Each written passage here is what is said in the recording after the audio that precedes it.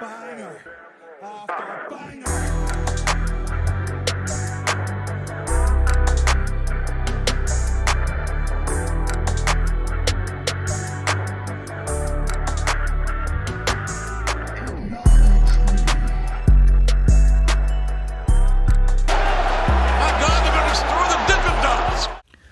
Really, Shawn Michaels, you're gonna do us like that?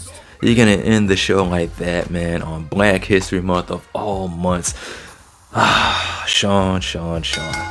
What's going on, guys? It's your boy Big Hero Chris back at you with another one. If you're new to the channel, go ahead and subscribe, give me a thumbs up, ring the notification bell, hit me up on Twitter, TikTok, the community post. You already know the vibes, man. And I'm back at you with your NXT Vengeance Day review. I gotta say, man, NXT Vengeance Day, probably one of my favorite NXT PLEs or PPVs that they do, because it seems like they always really go all out for this one. This one and Stand and Deliver, these are like my top two favorite NXT pay-per-views. But this show didn't disappoint, man. It was some good graps, some good entertainment, but most importantly, man, we finally got the answers that we kind of saw coming, but it was all but confirmed. But we'll get into that in this video. But I'm actually going to kick it off with a no disqualification match between Dijak and Joe Gacy. And I'm going to be honest with you guys, like, watching Joe Gacy's gimmick on NXT television, I don't really care for it. But it's when he gets in the ring that I was like really invested in what he was doing. I cared more. I was actually cheering for Joe Gacy because this dude's crazy. He's off his rocker. He's a little loco. He's a little insane in the membrane, but it works as far as his in-ring style. And Dijak, he's just like a super villain slash vigilante. I don't know what he has going on, but I like him too. And when it comes to matches like these, Dijak always delivers. He had a table spot with toys on top of it. Pretty dangerous. I think I saw some Legos in it. I'm like, yo, this is getting a little too hardcore. It's a little too extreme for my taste.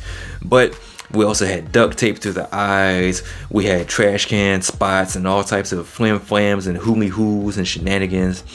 And to my surprise, man, I was actually thinking that Joe Gacy was gonna pull it out somehow, but Dijak got the win. He hit two feature eyes. One of them while he was actually blindfolded by the duct tape, and the second one was the one that ended up getting him the win. And like I said, man, it was an overall fun match, hardcore, extreme. Like, it's hardcore as you can get for a PG show, but it's all good. Next up, we had a 6-person tag between the D'Angelo family and OTM with Scripps in the corner. And they did a good job of putting over OTM on commentary because, like they kept saying, this was really a coming out party for them, as well as Jaida Parker, who this is her first pay-per-view match. So that's pretty good for her, as well as OTM. And they were really showing up and showing out. The D'Angelo family, they won't really work well as a unit. Like, they're kind of, out of these two teams, they're like really the veterans, along with Adriana Rizzo. And the people really were up for Adriana Rizzo, man. She's pretty talented. I like her, and I like Jaida Parker too, for reasons. I'll let you figure out what those reasons are. But the D'Angelo family got the win. We're all doing this in honor of Tommy DeVito and Italians and the Sopranos and all types of stereotypical things. But we had the Chase U crew. They're selling the calendars. Today's the big release day of the calendars that's gonna save the university.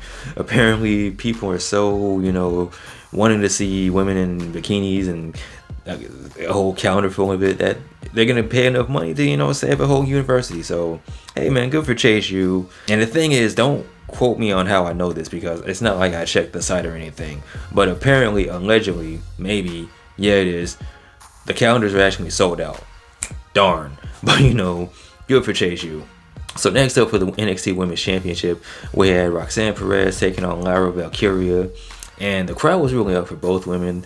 You can even hear them doing the woo whenever Lyra Valkyria came out, so that was pretty cool. And they were chanting for Roxanne Perez as well. And this was good. This was a good match, but something happened. Something happened in the middle of this match that made me just question everything. That's something I didn't see coming, something that I didn't predict. You had Lola Vice come out like Seth Rollins in the middle of the match with the what was it, the breakout tournament briefcase, but the contract, and she turned it into a triple threat match. And surprisingly, the match got even better with Lola Vice's involvement. Even at the beginning of the little of the second half of the match, you had Tatum passing and trying to, run interference to keep Lola Vice from cashing in the contract, but it didn't work, and it turned into a triple threat match. And honestly, there were quite a few times during the match I thought Lola Vice was going to pull out the win. I thought it was going to be the Heist of the Century Part 2. I was thinking, man, Lola Vice, I wouldn't be mad at it. If Lola Vice ended up stealing the championship and the win and the victory, I would be totally 1,000% cool with this. But that wasn't the case. Lyra Valkyria actually ended up getting the win, and she pinned Lola Vice. I didn't like that too much, but these things happen.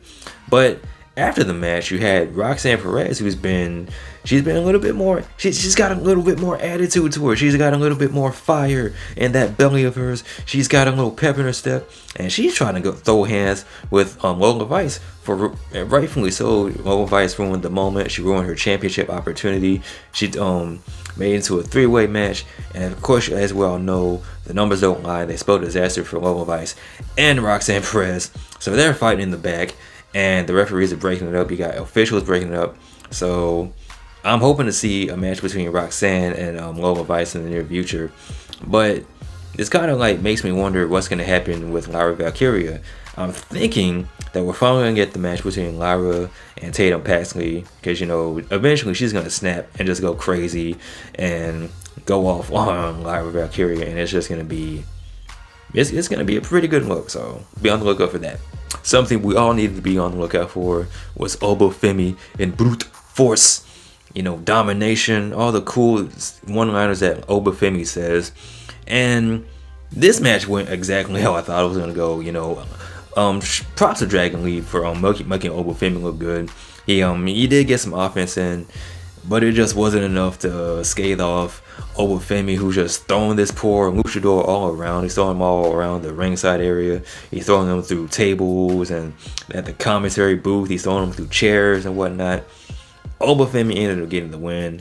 May God have mercy on whoever tries to take that title from Oba Femi, because God will have mercy on you, but Oba Femi will not. So now we get to the big points of the match, the big points of the show, the main storyline. The opening contest started off between the Wolf Dogs, Baron Corbin and Bron Breakker, taking on Trick Mello Gang. And all eyes were on this match for obvious reasons. Can Carmelo Hayes and Trick Williams coexist? And they did. They were working as a team. They were working as a unit. And also, props to Big Booker T, who wasn't at the show tonight. I think he's having a procedure done, and he's going to be off TV for a little bit. So, prayers up for Booker T. Hopefully he has a nice recovery and he comes back pretty soon, so we can do those Trick Williams ad-libs. Because Wade Barrett, he tried, but you are not him, my boy. But you know who is him? Bron Breakker. Bron Breakker is him, and also is him, Baron Corbin. Ever since Baron Corbin came back to NXT, man, he's been taking things to a whole nother level, man. He's come back and he's become the Baron Corbin of old, that OG Baron Corbin. And the combination of Baron Corbin and Bron Breakker and the Wolf Dogs, I like it. I like the dynamic. I like their chemistry. I like the way that they work together as a team. And their team was a little bit better than Trick Mello Gang. There was one spot at the end of the match where it looks like Bron Breakker is setting up Trick for the spear, and Carmelo pushes Trick out the way and takes the spear, but ultimately takes the loss. And it was at this point I'm like, you know what? I have been preying on the downfall of Carmelo Hayes in NXT for the longest time, because I felt that he was guilty. I felt that he attacked Trick Williams. I felt that he was jealous. And I was like, you know what, man, I might be wrong about this. I might be going about this the wrong way. I might be wrong. Carmelo Hayes, it might just be interpreted the wrong way, but he's actually really looking out for Trick. And you even cut to the back later in the show. You have Trick and Carmelo talking to each other, and Carmelo's actually trying to get Trick fired up for his match and everything. And Carmelo's like, listen, I know you want to do this on your own, but Trick's like, nah, man, you're my brother, you're my boy. I want you out there with me. I want you out there when he beats Dragunov. And I'm like, okay, that's cool. But there was a part of me that said, yeah, this might be a bad idea. And I started getting those feelings again. Carmelo might be a little guilty. And I started getting those feelings a little bit more, because before the match started, you saw Ilya Dragunov making his way to the ring, and you saw Trick making his way to the ring with Carmelo. And Carmelo Hayes, had that Shawn Michaels ass leather jacket from when he turned on Marty Jannetty and broke up the Rockers. And I'm like, nah, it ain't going down like this. It can't go down like this. Now, as for the actual main event, as far as this match goes, this was really good. There was blood, there was kickouts, there was near falls, there was multiple times I thought Trick was gonna pull out the upset of all upsets and beat llja Dragunov. And Trick is over. The people love him. They're behind him. They're chanting, "Whoop that Trick." This man is so over that he got llja Dragunov booed. The people were legit booing him like he was the Rock taking Cody Rhodes' spot or whatever. But, you know, even though he had shenanigans, you had ref bumps, you had times where Carmelo accidentally clipped Trick Williams' knee, and it's like, oh man, it's going down big. All this wasn't enough to stop llja Dragunov, man. H-bombs and what is it, torpedo Moscows.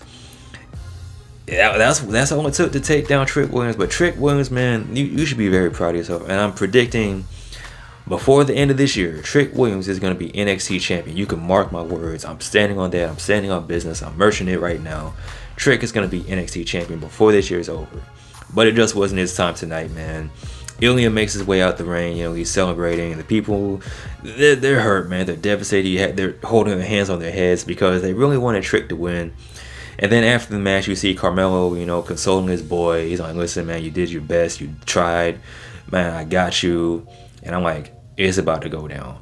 Because anytime you see that little graphic, that little lower third, that makes you think that the show is about to go off, it's not about to go off. Because after this, I was right. My suspicions was right. I told y'all so. I've been telling people on Twitter for months that Carmelo Hayes is guilty. He was responsible for all of this. He attacked Trick. He's been jealous this whole time. He's been hating on this man from the low, from the secret, from the shadows. He's been playing mind games. And it came to a head tonight where Carmelo attacked Trick Williams. He's taking out the knee. He's attacking his knee and everything. He's hitting him with steel chairs. The people are going crazy. They're booing Carmelo out the building. They're saying, fuck you, Melo, and everything. I'm like, yo, what is going on? This is like the Attitude Era all over again, but not really. But it's close enough. And Carmelo Hayes has officially turned heel on Trick Williams on Black History Month of all months. Shawn Michaels, you will pay for your crimes. How could you do this? I couldn't believe it. I'm lying. I totally could believe it because I told y'all so. I've been telling y'all for months, and y'all don't want to believe me. No, Melo's innocent. Melo didn't do it. It was Lexus King. Maybe llja Dragunov is guilty. Nah. I stood on it. I stood on business. I stood 10 toes on this, and look what happened. I was right, but at what cost? What cost? I'm getting worked up. It's all good. Woosah. Black Power. Wakanda forever. It's okay. It's okay, but I just want to know why. Why Melo? Why? I know it's jealousy, but why? We gotta wait and see till this Tuesday on NXT, and I'm gonna have the review for it, and I'm gonna go off again about how right I was. But with that being said, guys, what did you think of this PLE, PPV, TDE, TKO, WWE Premium Live event? Let me know in the comment section below. Of course, as always, like, comment, subscribe. You guys take care, bees. I'm out. Peace. I told you, Melo. I told y'all. I tried to get him to follow me back. He didn't. I told y'all.